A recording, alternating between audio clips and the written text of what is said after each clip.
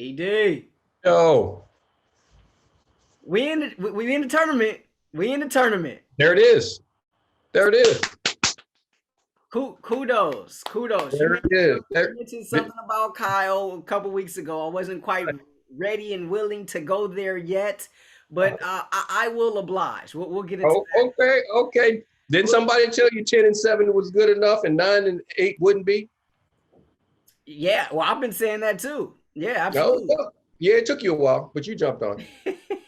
Well, not necessarily. It wasn't necessarily the 10. It was if they could get to 10. But that's a whole nother. I get another year. 10 and what did I say? 10-7. Hey, you know what? Tell the people what show they're on.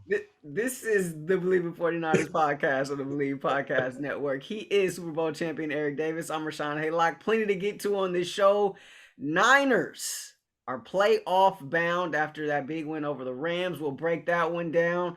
Kyle Shanahan still gladly living rent free in Sean McVay's head. So we'll talk about all that as well. We got some game balls to hand out for you as well. But before that, we want to encourage you to continue to download, subscribe, rate, and review. We're located wherever you find your podcast. If there's a like button on your particular podcast subscription service, go ahead and hit that like button. Hit that subscribe button on YouTube as well. We're also available on YouTube, so you can go ahead and do that. We got some tweets last week about ED's wife walked in and how he just gave me the Heisman. I ain't even mad at you, bro. You know what I'm saying? I'll do it again too. But the beauty of it is, if you're on YouTube, you got to actually see that. You know what I mean? Like instead of just hearing it audibly. So we got all that as well. Feel free to get involved in the conversation. Go ahead, tweet us. I'm at @Haylock. He is at _Eric Davis _ and on Instagram I'm at Watch Ray Ray. He is at Eric Davis _____. That's 4 underscores, as in. Not gonna go there quite yet, but anyway. As always, we're brought to you by the fine folks at Bet Online. You would think that I would know this ad by now, but I mean, basically, I do, right? I mean, look, you're Bet Online, right? I mean, whatever you want, they got, right? I mean, it's football season. You still got football playoffs still going on right now. You got the NHL, you got the NBA, college hoops, which I know you love so much, ED. All that, and your favorite Vegas casino game. So go ahead, head over to the fine folks at Bet Online. They got you covered with whatever it is that you need. Bet Online, they're number one. So go ahead, hit them up. He is Super Bowl champion Eric Davis. I'm Rahshaun Haylock. We got game balls, ED. Game balls to hand out. Do you want to go first? Sure. Offensively, Jimmy Garoppolo. Defensively, Ambry Thomas. I'm done. On to you. Okay. I am going to go. I just got one game ball. I'm not gonna go offense, defense. I'm gonna go Jauan Jennings.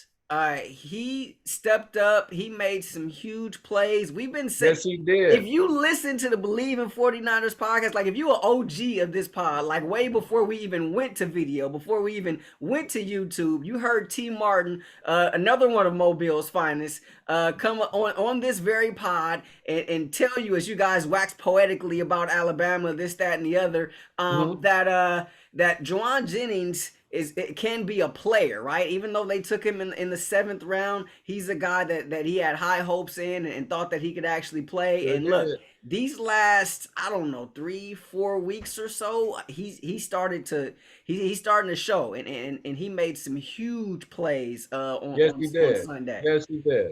Yes, he did. That's my game ball. I'm going to okay. Yeah, and you know what?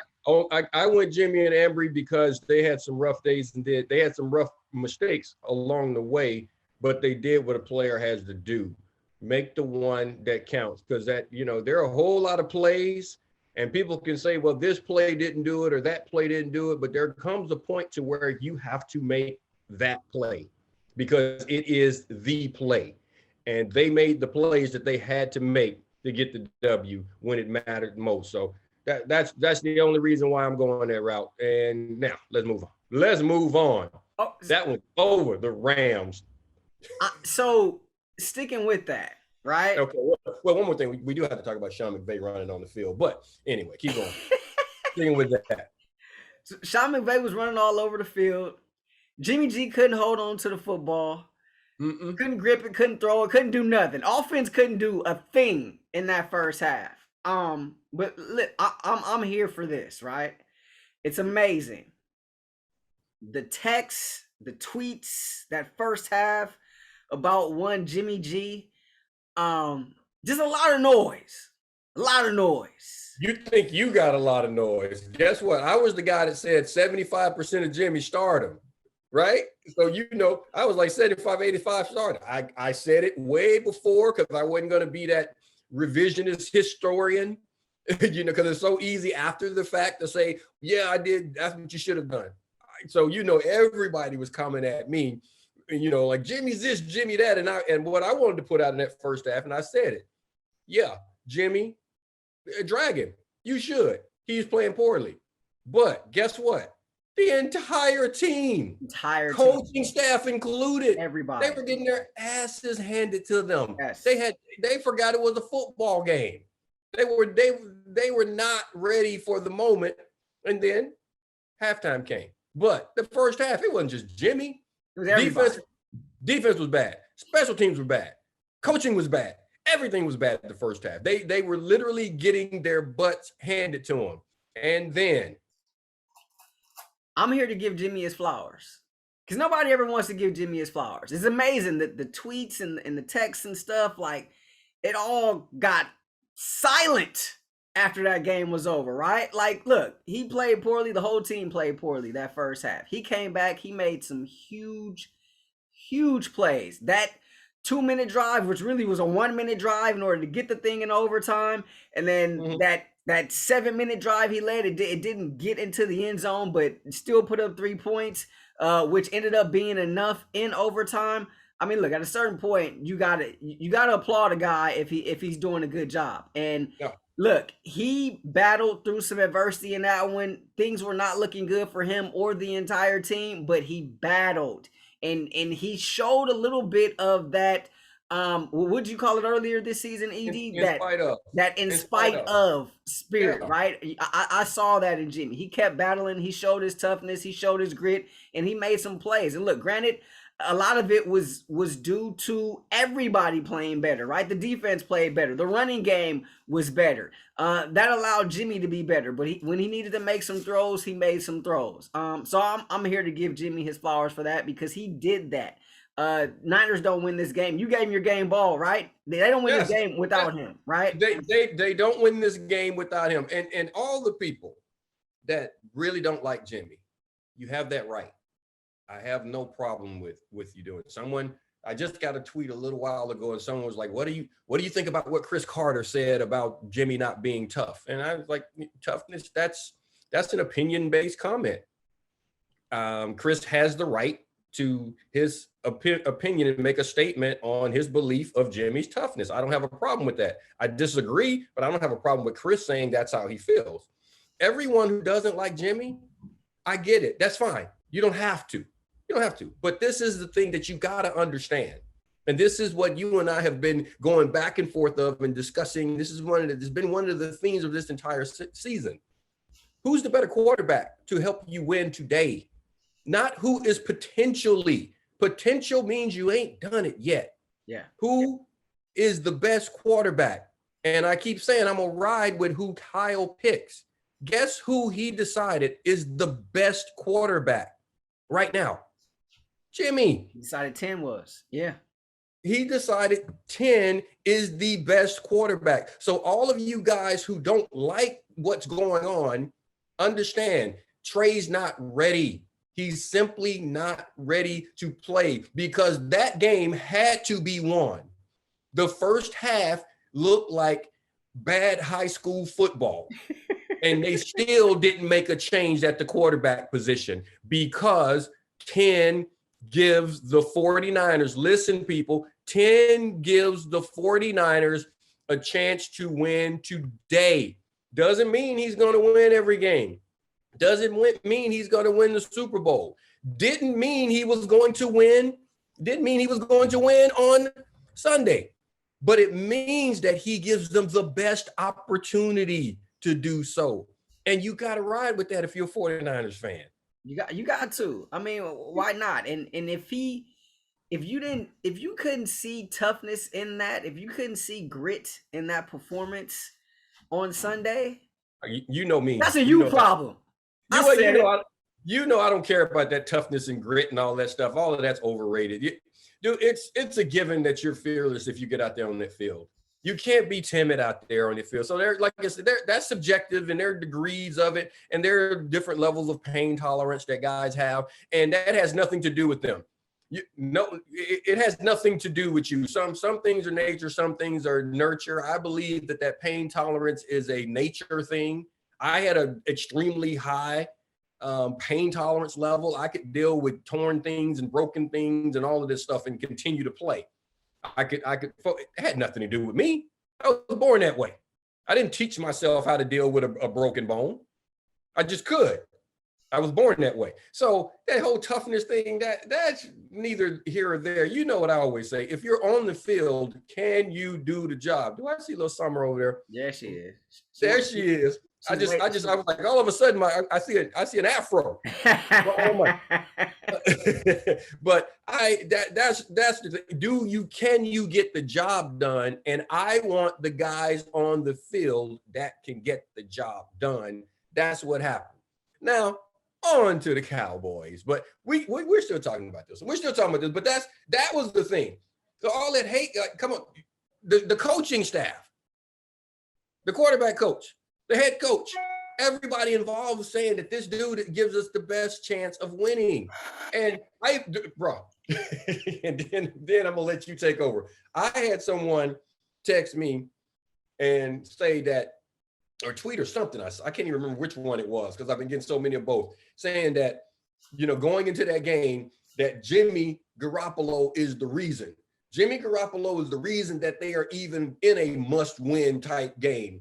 He's the reason that they have the 7 losses right and all this stuff and blah, blah, blah. I said, so Jimmy, I said, he's responsible for even the loss that Trey got when he was starting.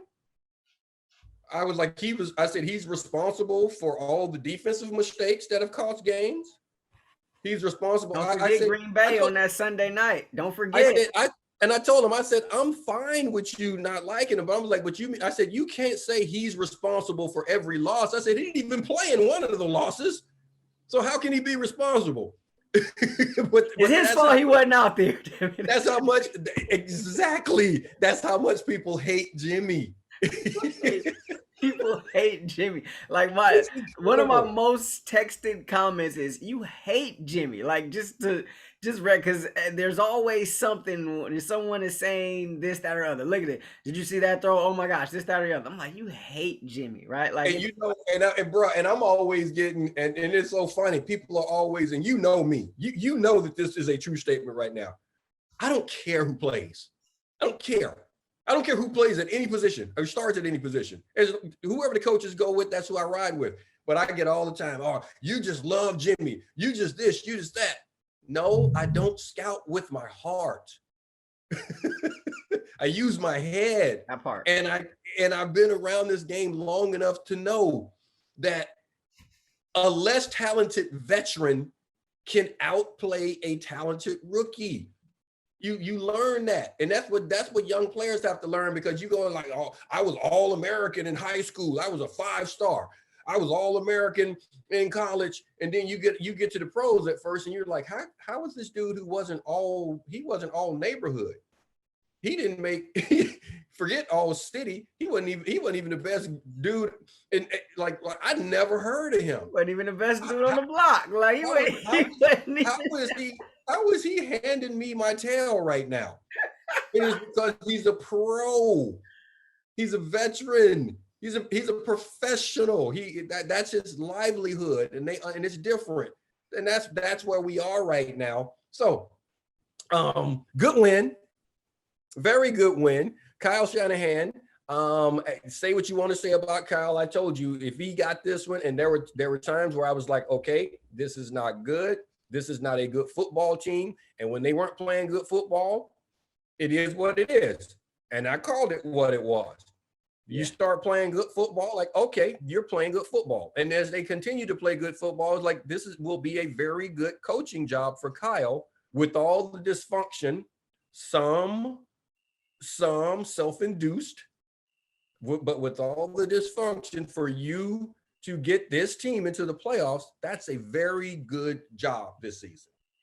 Yeah, and I mean, we were talking about this way back in December, like not December 2021, but December 2020, like on the pod after the pod, like 2021 is going to be on Kyle, right? Yes. Like this was Yes. before trade, this was before any of that. Like we were saying Yes. this was going to be on Kyle. And for a large majority of the pods this season, we talked about that, you know, we brought that to the pod here in the sense that, look, I mean, this is on Kyle. And you said something a couple weeks ago, and I wasn't quite ready to go there yet, just in terms of, you know, this being a good coaching job by Kyle, this, that, and the other, because I was like, you got to get in first. Like that was my whole thing, right? Because if you don't get in, then it doesn't mean nothing. But I'm gonna give him his flowers too, because I mean, look, I mean, he did that.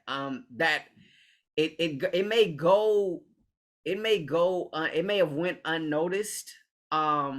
And it's really struck me. I was at the game on Sunday, and it really struck me. But towards the end of that first half, just, you know, a lot of teams would have been, you know, down 17-0. They'd have been just intent on, all right, let's just run this clock out. Let's get in the locker room. Let's make some adjustments, this, that, and the other. He pressed it. He stepped on the gas. And that led to 3 at the end of the first half, which started the entire comeback. And so, look, I mean, I got to give him his flowers. He got the team into the postseason. There was some dysfunction. We talked about there not being a plan. There's a notion out there that the fact that would look to us like there not being a plan maybe was the plan all along, in the sense of you getting Trey some reps and you stay in the race, and then you got Jimmy as well, and then you get there. I won't go that far as to say that, but I will give him credit for the job he was able to do and the turnaround this team was able to make, because it looked bleak earlier this season. Yeah, well, and you know something now, hindsight, because now, you know, like I always say, the revisionist history and things, you can always do something, but hindsight does give you, now that we're to this point, we're getting ready to start the season that matters. To this point, you look at some of the things that happened throughout this season, and they had 7 losses. The 2 losses that are just unexcusable are to the Seattle Seahawks. The Seattle Seahawks weren't a good team when you played them, and they never turned into a good team. They didn't have flashes. They didn't do anything. This was not their season. This was not a good season for Seattle. You shouldn't have lost those games. You should not have lost to the Arizona Cardinals with Colt McCoy. That just never should have happened. Those 3 right there, those are bad losses, and those you gotta answer to. But now, I would even throw the Green Bay game in there too. Okay, you could say that, but who's the number 1 seed? And who's the number 1 seed? I'll give you that. So hold on. So that's what I'm saying. So now when you start looking at, okay, good football teams, because you remember I said losing to bad football teams, that you can't do that because it affects you big time. But Green Bay is the number 1 seed. Tennessee, as much as we were like, oh, they were on a bad swing and you got a shot, and we both were like, they got a shot, but Tennessee's the number 1 seed in the AFC. That's a good football team. You lost to the Colts. They're in the playoffs, right? No, they're not. No. Okay, they tricked it against the Jaguars. Oh, they sure did. I thought, you know what? I forgot about that one. Okay, that's a bad loss because they didn't make it. They should have made it though. And Philly. So you started to look, you know what I'm saying? So you started to look at those teams and you're like, okay, wait a minute. Those and we called that a good win at the time against Philly. We called that a good win at the time. Yeah. So you start looking at everything, and there are some moments in the season that aren't as bad as they seemed at the time, because it was compounding by the fact that you were losing week after week after week. And I told you before, you lose 2 games, dude, it gets tight around an organization. I mean, because, you know, by the time you play a game, it's been almost 3 weeks since you've won a football game. By the time you hit the field for that 3rd one, you lose 3 in a row. It's a month of losing. People are miserable. And, you know, and they had stretches like that. So it looks really bad, and all you're doing is talking about bad. So I think things aren't as bad as we thought. When we look back on this, when this season is over, we're going to see that Kyle, I'm already saying, I thought that was a good coaching job for dealing with all the craziness and trying to figure out what to do on the run. It's obvious that he figured out Jimmy is my quarterback. That's obvious. If anybody didn't believe it, down 17-0 in a must-win game, he didn't after having a full week of your new guy. He had a full week, and that new guy started a game that they had to win and won that game. Yeah. And then came into the following week taking a bunch of reps and preparing to play because your starter may not be able to play because of the thumb. You had to believe he was as well as he possibly could have been well prepared as he possibly could have been to play in this game. That's Trey, and he didn't pull the trigger. So that's his quarterback. So that part of it he figured out, and he's riding with it. And the second half of this season showed the proof. They won 8 games? That shows the proof. And defensively, we're gonna talk about. We'll get into that down the road when the time comes. The job that D'Amico's done. Yeah. Because he pieced together a pretty good defense. He did. He pieced together pretty good defense. I don't know if he's really getting the love he deserves for the job that this team has done as a complete unit. You just look at the run defense, right? Because remember earlier this season, everybody was running against this team, right? Yeah. And you look what happened Sunday, and this has been a pattern in the last few weeks or so. Like, Rams never got their running game going at all. Oh well, the Rams aren't tough. But we've seen over the course of the last few weeks or so, like teams being unable to run against this 49ers team, right? Like, which is a complete 180 from what it was earlier this season. Yes. And well, the one thing that you have to give the Niners, if you overlook this playing the Niners, you're going to get your nose bloody. They are tough. They are physical. They really do play their best when they play bully ball. They play ugly football. And the thing about them is that they're so tough that they can make their opponents play ugly football. That's how they win. This is not, you have some seasons where it is beautiful offense and things are going to happen. And yeah, you can still have good defense and all this stuff, but it's just the way it's a different type way you win games. Our 94 defense was a very physical, tough defense. That offense was a tough defense, but that's not the way we won games. We didn't have to bloody people's nose. We would just beat them, we would just beat them on the edges and just get them that way. We could. When we had to ball up our fist and show you, okay, we could. But we didn't need to make it an ugly game. The 2001 Ravens, they had to make it an ugly football game. Yeah. And that's how they did it. Kansas City a few years ago, it wasn't ugly football. It was poetic. You know what I mean? Poetry. So there are certain ways that the Giants have always played ugly football and got teams to play ugly football to win their championships. That's what the Niners are right now. And that's what the Rams aren't tough. They are talented. They're extremely talented. Very talented. They're very talented. But they are not. They're not. And it's not. Now I say that I'm not talking about individual players. Their team is not built for body blows. You got fast pass rushers. You know what I'm saying? Your offense is designed to trick and misdirection and spacing, and it's a fast break offense. It's not designed to sit here and say, I'm going to show my muscle. So you're going to have a problem when you play a team. Like the Rams are going to have problems in the playoff period because that's what you run into in the playoffs. Teams are just going to say, whatever you don't like, that's what I'm going to give you. The Niners can survive because of what they did.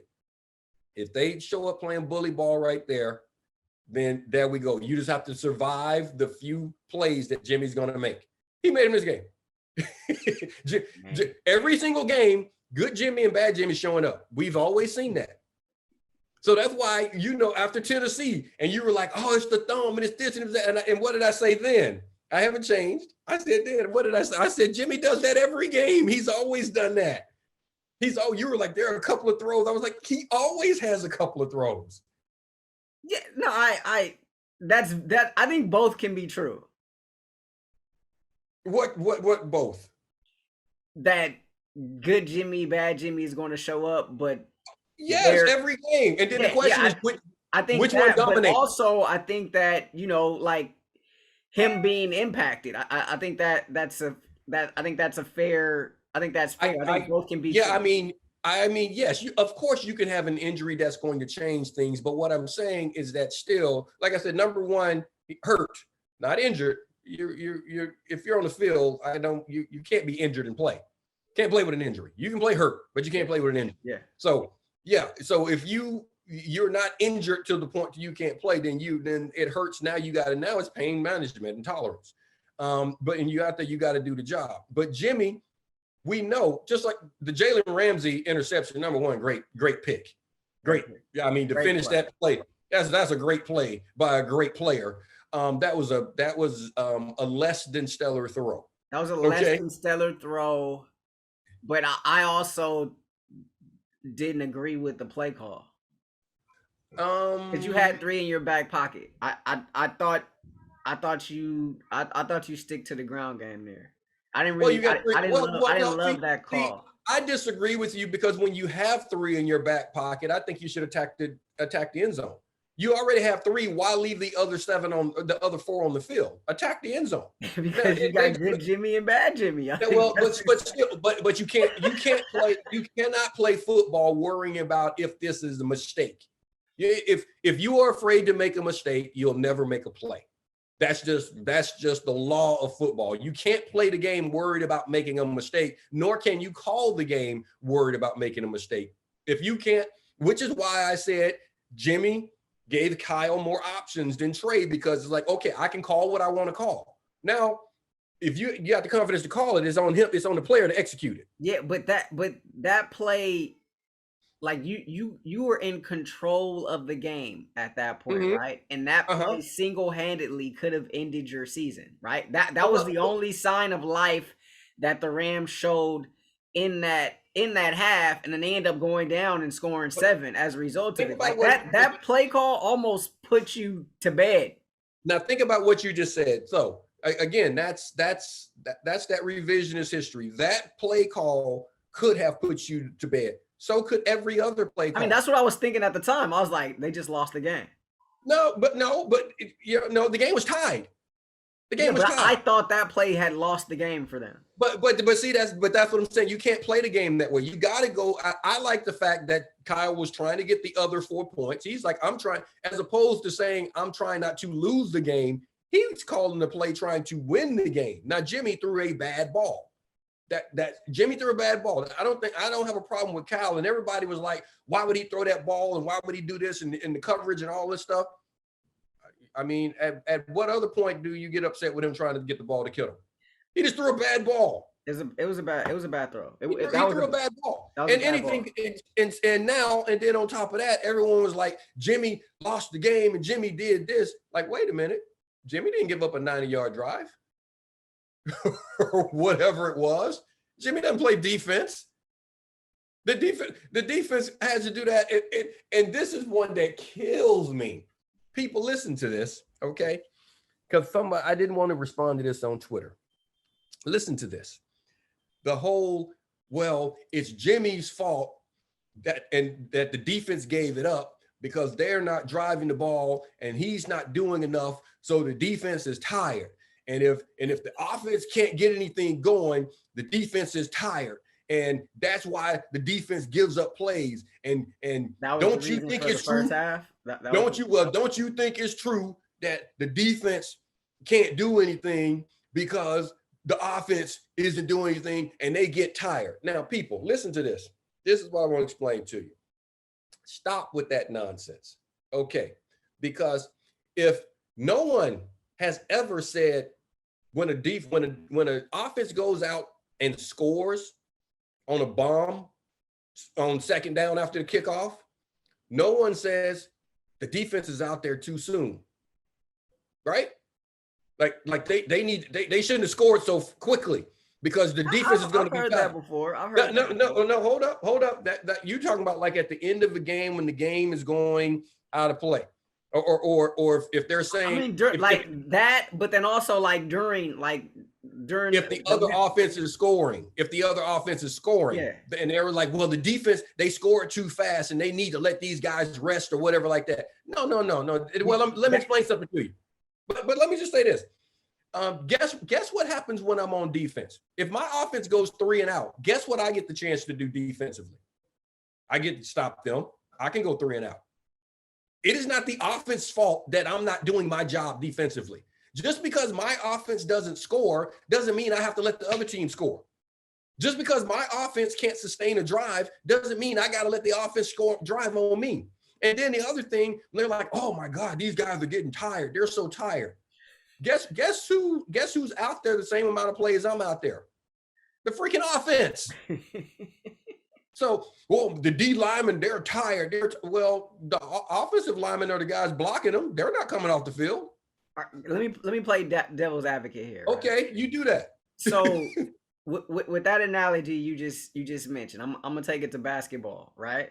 Like, so when you're tired, no one gets tired offensively, right? Because they think they can score, right? Like I'm not tired. Like Melo's not tired offensively because he knows he's going to get buckets. But on the defense, you know what? But let me just say this though. Is that similar or no? No, it's apples and oranges because basketball, everyone's out there and you got to decide when you're going to rest and when you're not. Defensively, offensively, we're on the field at the same time. We have our breaks at the same time in between plays. We have our action at the same time during plays, right? So it's not like there's a takeoff period for anyone. So it's different in football. So my thing is I am conditioned to do my job. I have to do my job. Offensively, they have to do their job. And the most important aspect of all of that, what my offense does has absolutely no bearing on me. If my offense scores 50 points, or if they score 5 points, I still have an opportunity to get off the field. Now, what it may do, those 50 points or 5 points, it may dictate based on game plan and situations what the opposing offense is going to try to do against me. But I have a chance every single snap to win. And all I got to do is win 3 in a row. I can get off the field anytime I want, win 3 plays in a row. So that whole it's on the quarterback and the defense is having a bad day because of them. But like, no, there are times where we've said they need to give them some help because the defense they've done exactly what I said. They're going 3 and out, and the defense, remember early in the year, and the defense was going 3 and out.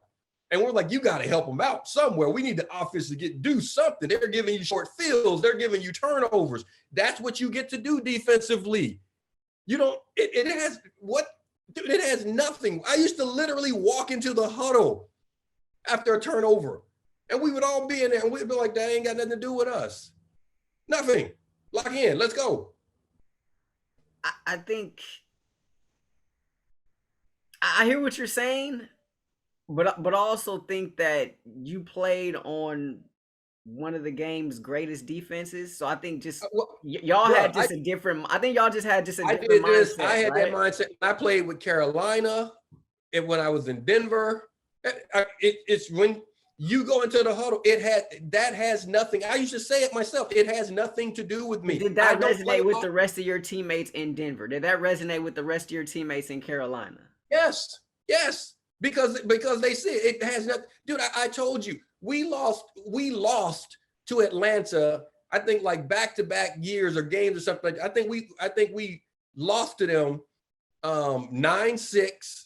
Then I think we lost one time 6-3. And then it was like a 10-7 or something like that. And was I ready to fight everybody on offense? Yes. But defensively, guess what?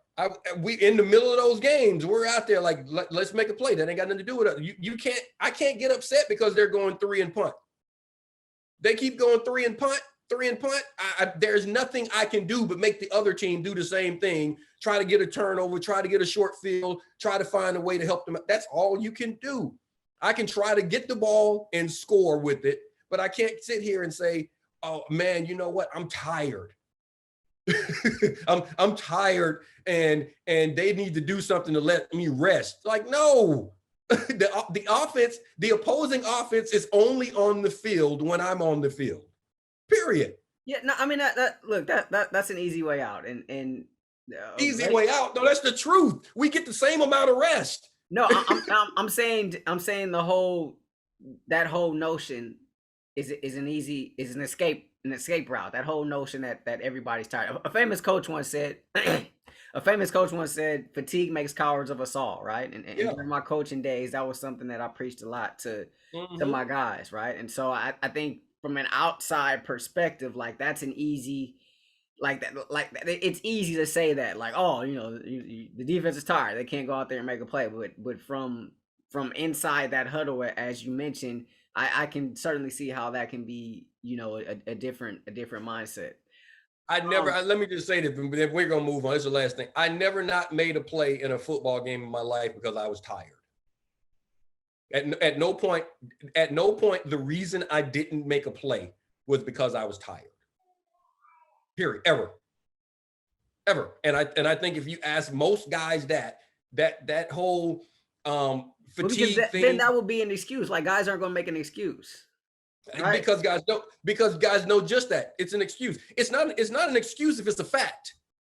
It's not an excuse. If like I was just like dead tired, I couldn't do anymore, and all of these things, and it's based on the fact that my offense didn't give me enough. Now, the only time I've ever been dog tired on the field, is when you get in the middle of one of those 12, 13, 15 play drives. Yes, you're tired because you're not, that takes a lot out of you physically when you're on those type drives. But guess what?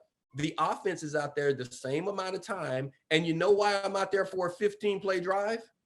Because I didn't make a play to get off the field. That has nothing to do with the offense. Yeah. Nothing. Because play number one, I wasn't tired. I wasn't tired first play. I may be tired play 13. Yeah. But I had a whole lot of shots in between to get off. And that's what I'm saying about that. So let's not blame that on the offense, blame it on Jimmy, not any of that stuff moving forward. Everyone's got a job to do. And that I might as well say that the offense is the reason that the special teams can't cover kicks. I mean, since we're just throwing it out there, they punting a lot, man. They got to keep going out there. They punting a lot. You got to keep going. You're making us punt too much, so now we can't cover a punt. These three and outs are killing us, man. So that's why they keep running back all the punt returns, because the offense can't get enough first down. Like, come on, man. Stop it. I'm not into excuses on the football field. This is the Believe in 49ers podcast on the Believe Podcast Network. He's Super Bowl champion Eric Davis. I'm Rahshaun Haylock. Make sure you continue to download, subscribe, rate, review. Hit us up. Get involved in the conversation on social media as well. On Twitter, I'm at @RHaylock. He's at _Eric Davis _. Now, full disclosure, ED, right? I watched about as many Rams and Chargers games as I watched Niners games, right? You know this. I know this. But full disclosure for all of our faithful listeners out there. So I was out there on Sunday, and it was, for one, I was a little skeptical going into the game just because I knew how much this game meant to the Rams, right? And if you turn on radio, if you hear even like Rams people talk about this game, like goodness. This was like they're still talking about it. This was huge for them, right? Like this was their game, right? Like they are in mourning down here in LA. Yes. And even like the promo hype video, that they showed prior to the game starting, right?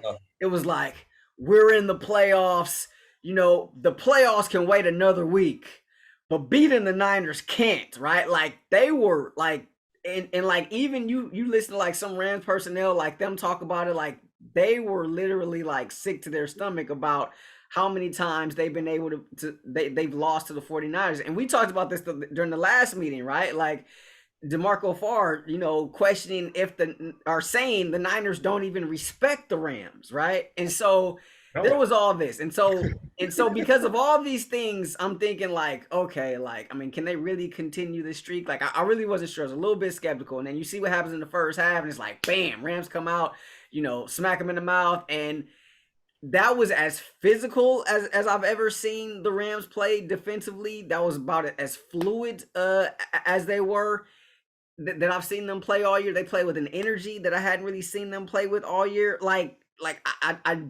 not saying this like hyperbole. Like, they really were playing like this was their Super Bowl, right? And it was, and when you looked at the numbers, it was skewed in such a direction that it was undeniable almost, right? I mean, like, Rams had 100-something yards total offense to the Niners -3, right? Like, their plays were like in the teens. The Niners had ran like 9 plays. Like, it was like as skewed as it can be. It was, right, in that first half. And so, like, you think about like all these things, and then walking into the stadium, like, it was like, normally Charger home games, like, the other team outnumbers the Charger fans, right? That never happens at a Rams game. Dude, it was it does. 65, 35, 70, 30, maybe. Except and I wasn't surprised that Niner fans were there. I was surprised by the quantity of it. Like, so when Debo got up there after the game and said it felt like a home game, like, he wasn't lying.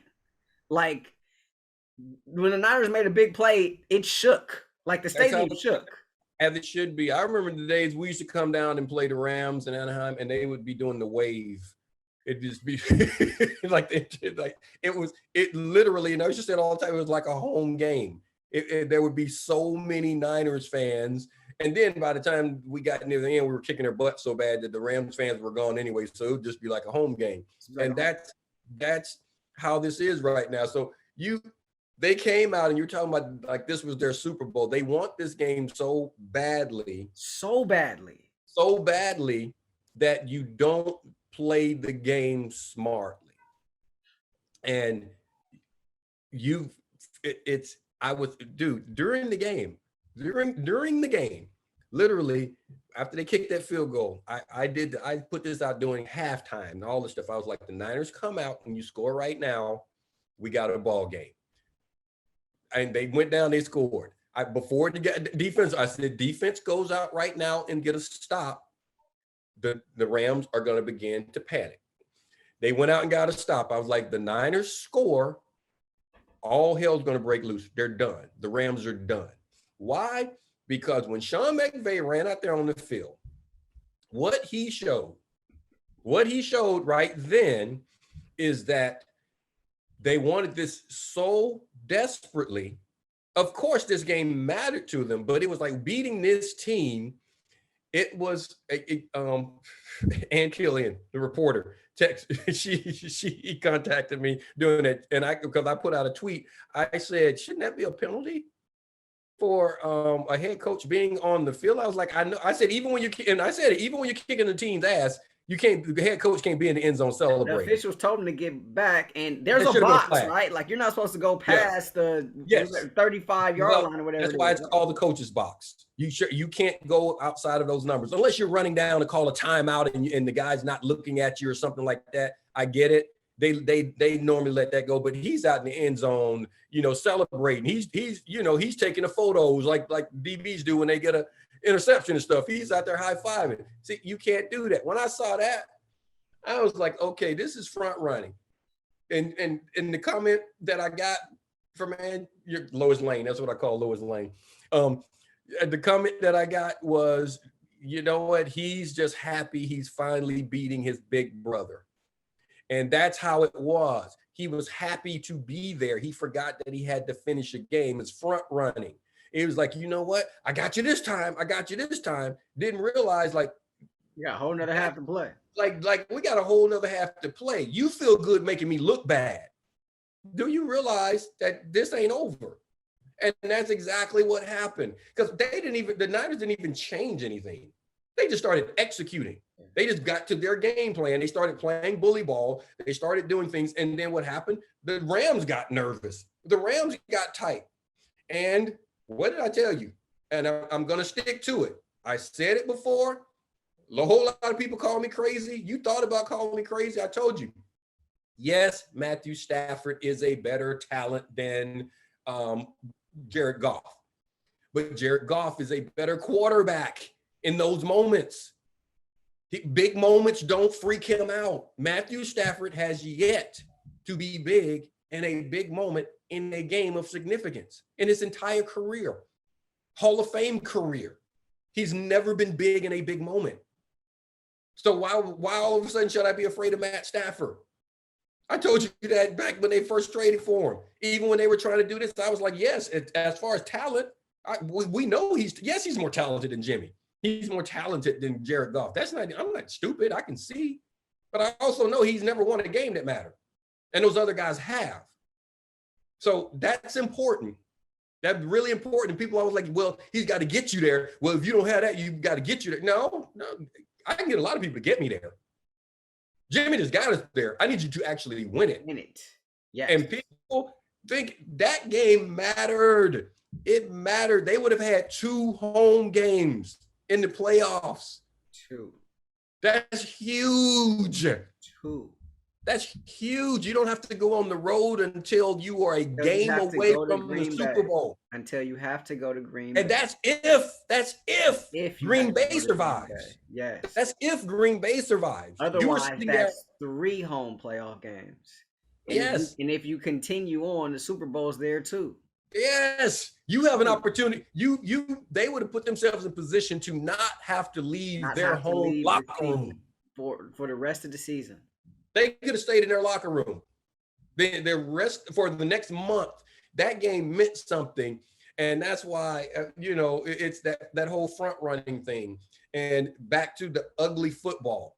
Some teams panic in that situation. That's what the Niners have going against them. That is what makes them a scary out for anyone who has to play them, because they are accustomed to having to play and win ugly. Teams don't like that. Give you a twist of irony here, ED. So Ambry makes that interception.